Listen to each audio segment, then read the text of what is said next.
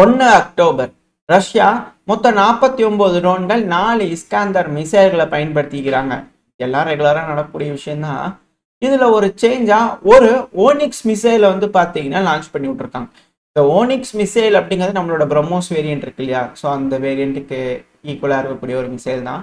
So இந்த missile இனிஷியலாக இந்த ரஷ்யா உக்ரைன் பிரச்சனையோட ஸ்டார்டிங்கில் இது போல் மிசைல் யூஸ் பண்ணியிருந்தாங்க, பேசுபொருளாக இருந்துட்டு இருந்தது. நம்ம இந்த மிசைல் பற்றிலாம் பார்த்துருப்போம்.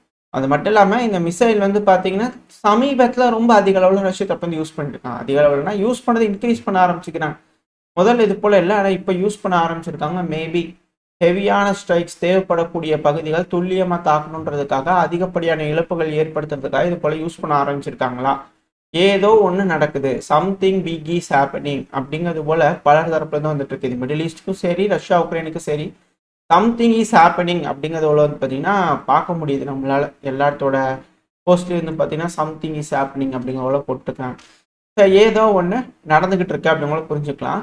இதில் 5 மிசைல்கள் வந்து பார்த்தீங்கன்னா தாக்குதல் நடத்தியிருக்கு, கூட சில ட்ரோன்களும் 6 பகுதிகளில் இழப்புகளை ஏற்படுத்தியிருக்கு அப்படிங்கிறது போல உக்ரைன் தப்புன்னு சொல்லிக்கிறாங்க.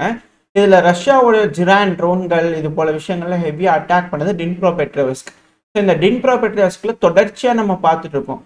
செப்டம்பர் 28, 29, 30, 1, 2ஆம் தேதி கூட தாக்குதல் நடந்துகிட்டு இருக்கு அப்படிங்கிற செய்திகள் வந்துகிட்டு இருக்கு. ஏன்னா இந்த பதிவு நான் அதிகாலை நம்மளோட நடுராத்திரி உக்ரைனோட நேரப்படி நைட்டில் வந்து பார்த்தீங்கன்னா அட்டாக் நடந்துட்டு இருக்கு அப்படிங்கிற செய்திகள் வருது. ஸோ டைம் வேரியேஷன் இருக்கு, நம்ம வெயிட் பண்ணி பார்ப்போம் என்ன இதுங்கிற செய்திகள் வந்துச்சுன்னா அடுத்தது பல பார்க்க ஆரம்பிக்கலாம். ஆனால் டின்ப்ரோபெட்ரோவ்ஸ்க் கூட சிட்டிலெல்லாம் அடிச்சுக்கிறாங்க. 1ஆம் தேதி அக்டோபர் கூட லார்ஜ் அட்டாக் வந்து பார்த்தீங்கன்னா மிலிட்ரி இன்ஃப்ராஸ்ட்ரக்சர் டார்கெட்ஸு, சிவிலியன் வாழக்கூடிய பகுதியில் இருக்கக்கூடிய இன்ஃப்ராஸ்ட்ரக்சர்ஸ்லாம் அடிச்சிருக்காங்க ரஷ்யா அப்படிங்கிறது போல உக்ரைன் தரப்பு இந்த குற்றச்சாட்டுகள் வருது. வீடியோ பதிவுகள்லாம் வந்துருக்கு. தொடர்ந்து பல இடங்கள்லையும் இந்த டின்ப்ரோபெட்ரோவ்ஸ்க்ல ரஷ்யா தரப்பு வந்து அடிச்சுட்டு இருக்காங்க. அது மட்டும் இல்லாமல் சைடில் ஒரு வீடியோ பதிவு, இந்த வீடியோ பதிவுக்கு மட்டும் வந்து பார்த்தீங்கன்னா நான் சவுண்ட் லைட்டாக வைக்கிறேன். ஏன்னா அதில் என்ன நடக்குது அப்படிங்கிறது உங்களுக்கு தெரியாது இல்லையா, அந்த ஒரு காரணத்தினால. ஸோ கேட்டிருப்பீங்கன்னு நினைக்கிறேன். ரஷ்யா முழுவதும் இது போல் அலர்ட் சிஸ்டம்லாம் வந்து பார்த்தீங்கன்னா சோதனை பண்ணிகிட்டே இருக்காங்க. நம்ம சேனலில் பார்த்துட்டு இருக்கோம். இது ஃபர்ஸ்ட் டைம் கிடையாது. நியூக்ளியர் ஷெல்டர்ஸ்லாம் வந்து பார்த்தீங்கன்னா ஆங்காங்கே பொருத்தப்பட்டிருக்கு. இது போல் தொடர்ந்து அலர்ட் சிஸ்டம் வந்து பார்த்தீங்கன்னா டெஸ்ட் பண்ணி பார்த்துக்கிட்டு இருக்காங்க. ஸோ அந்த வகையில் வந்து பார்த்தீங்கன்னா இப்போ திரும்பவும் சோதனை பண்ணி பார்த்துருக்காங்க. இது மக்களுக்கு வந்து பார்த்தீங்கன்னா அலர்ட் எல்லாம் கொடுக்குன்னா அது கரெக்டாக வேலை செய்தா என்ன இதுங்கிறதுக்கு பார்த்துட்டு இருக்காங்க. என்னன்னா ரஷ்யா நாங்கள் ரெடி ஆகிட்டோம்ப்பா, எல்லாத்துக்கும் ரெடியாக தான் இருக்கும், எதுக்கும் நாங்கள் கவலை விட மாட்டோம் அப்படிங்கிறது போல் ரஷ்யா தரப்பு வந்து ரெடி ஆகிருக்காங்க. எஸ்கலேட் பண்ணியா வேலை மாதிரி ஆயிரும் அப்படிங்கிற ரஷ்யா தரப்பு வந்து ரெடியாக இருக்கிறாங்க. ஸோ யூரோப் என்ன செய்ய போகிறாங்க அப்படிங்கிறது பார்த்துலாம். அது மட்டும் இல்லாமல் டொனால்டு ட்ரம்ப் அவர்கள் இந்த மீட்டிங்கில் கூட வந்து பார்த்தீங்கன்னா நான் நியூக்ளியர் சப்மரைனை ரஷ்யாவோட கடல் பக்கத்தில் டிப்ளாய் பண்ணுறதுக்காக ஆணையிட்டு இருக்கேன், நான் தான் செஞ்சேன், எந்த பிரசிடென்ட் செஞ்சாங்க, நான் தான் செஞ்சேன் அப்படிங்கிறது போல பெருமைகளை பீத்தி என்று பீத்தி கொண்டிருக்கும் ட்ரம்ப் அவர்கள் அப்படிங்கிறது போல பல அன்னிஸ்டப் கருத்துக்கள் இருக்கு. பட் நம்ம அப்படி சொல்லிட முடியாது இல்லையா. ஸோ இது போல வந்து பண்ண சொல்லியிருக்காங்க. இதுக்கு வந்து மெத்வதேவ் அவர்கள் தரப்பு வந்து கருத்துக்கள் வந்திருக்கு. என்னன்னா, அதாவது அவர் சொல்றாரு அமெரிக்காவோட நியூக்ளியர் சப்மரைனை ரஷ்யாவோட கடலோர பகுதிகளில் வந்து பார்த்தீங்கன்னா டிப்ளாய் பண்ணிக்கிறேன் அப்படிங்கிறது போல. இது எப்படி அப்படின்னா, ஒரு பழைய படம் ஒன்று, லெஜெண்டரி படம், சோவியத் யூனியன் காலகட்டத்தில் ஒரு படம், டிடெக்டிவ் சீரீஸ் ஒன்று இருக்கும். அதை பார்த்துருந்தீங்கன்னா தெரிஞ்சிருக்கும். அதாவது அதில் ஒன்று விஷயம் சொல்லுவாங்க தெரியுமா, கருப்பு பூனையை இருட்டு ரூம்ல கண்டுபிடிக்கிறது கஷ்டம்தான், அதுவும் எஸ்பெஷலி அது இல்லாத போது கண்டுபிடிக்கிறதுங்கிறது ரொம்ப ரொம்ப சிக்கல் தான் அப்படிங்கிறதோட வந்து பண்ண அவர் தப்புன்னு சொல்லிக்கிறேன். கருப்பு பூனையை இருட்டு ரூம்ல கண்டுபிடிக்கிறது சிக்கல் தான், அதுவும் அது இல்லாத போது கண்டுபிடிக்கிறதுங்கிறது ரொம்ப ரொம்ப சிக்கல் அப்படின்னா என்ன சொல்ல வராரு அப்படிங்கிறது தெரியல, எனக்கு தெரியல.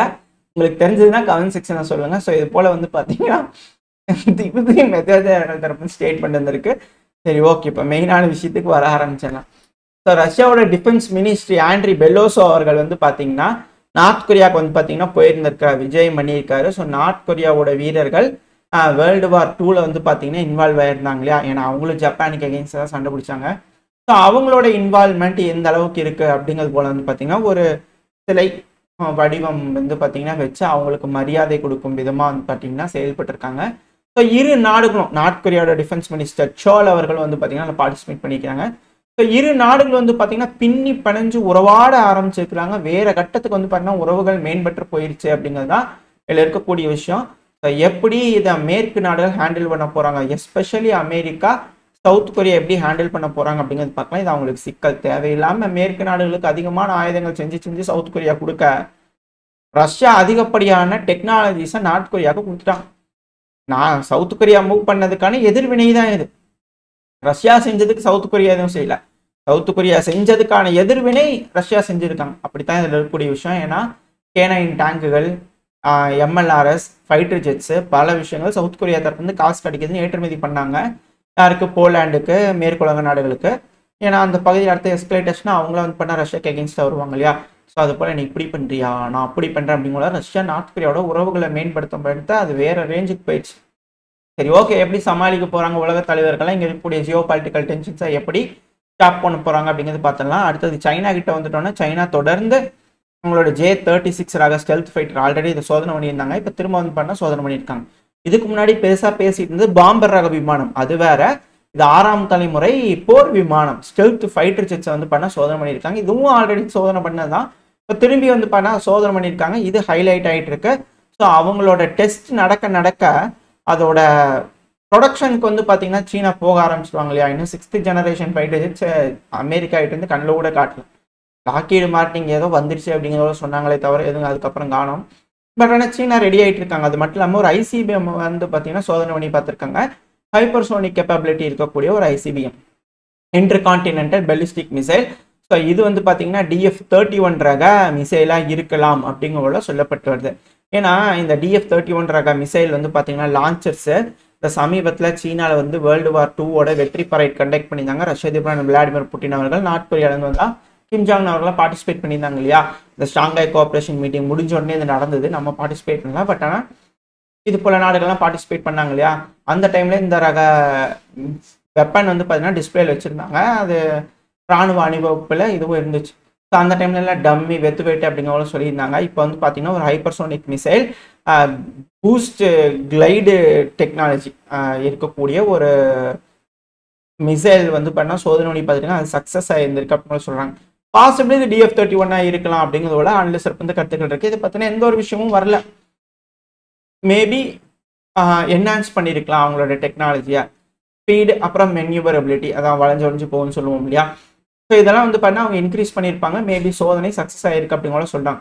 ஸோ சீனாவும் பெருமளவில் ரெடி ஆகிட்டு இருக்காங்க. இந்த பிரச்சனை எஸ்கலேட் ஆச்சுன்னா அடுத்தது தைவான் கூட சீனா கால் வைப்பாங்க அப்படின்னால மாற்று கருத்துல.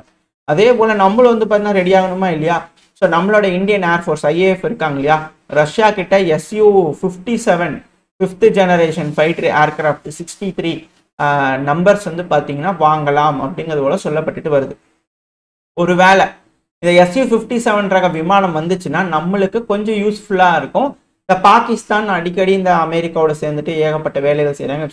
சவுதியோட வந்து பார்த்தீங்கன்னா பேக்ட்லாம் டிஃபென்ஸ் பேக்ட்லாம் சைன் பண்ணியிருக்காங்க. ஸோ இது ஒரு சிக்கலான ஒரு விஷயம் தான். ஸோ இப்போ நம்மளுக்கு இது போல் 5th ஜெனரேஷன் ஃபைட்டர் ஏர்கிராஃப்ட் ரஷ்யாவோடது வருது அப்படின்னா அது உள்நாட்டிலே தயாரிக்கிறோம், ஃபுல் சோர்ஸ் கோட் கொடுக்குறாங்க. அப்படிங்கும்போது முழுக்க இந்தியாவுக்கு வேணுங்கிற மாதிரி இந்தியாவிலேயே உருவாக்கக்கூடிய இந்த ஃபைட்டர் ஜெட் ரொம்ப உதவியாக இருக்கும். அதுவும் நம்மளுக்கு விமானப்படைக்கு அதிகமான விமானங்கள் தேவைப்படுது. ஸோ இப்போ 63 விமானங்கள் அப்படிங்கிறது 3 ஸ்குவாட்ரான் அளவுக்கு நம்ம கிட்ட கிடைக்கலாம். ஸோ இது நம்மளோட விமானப்படைக்கு ஒரு பலமாக இருக்கும் அப்படிங்கிற போல செய்திகள் வந்துகிட்டு இருக்கு. ஸோ வெயிட் பண்ணி பார்ப்போம். நம்மளோட இராணுவ தரப்புலேருந்து இதை சீக்கிரமாக ப்ரொக்யூர் பண்ணுறாங்களா, என்ன மாதிரியான முடிவுகள் நம்ம அரசாங்கம் எடுக்குது அப்படிங்கிற வெயிட் பண்ணி பார்க்கலாம்.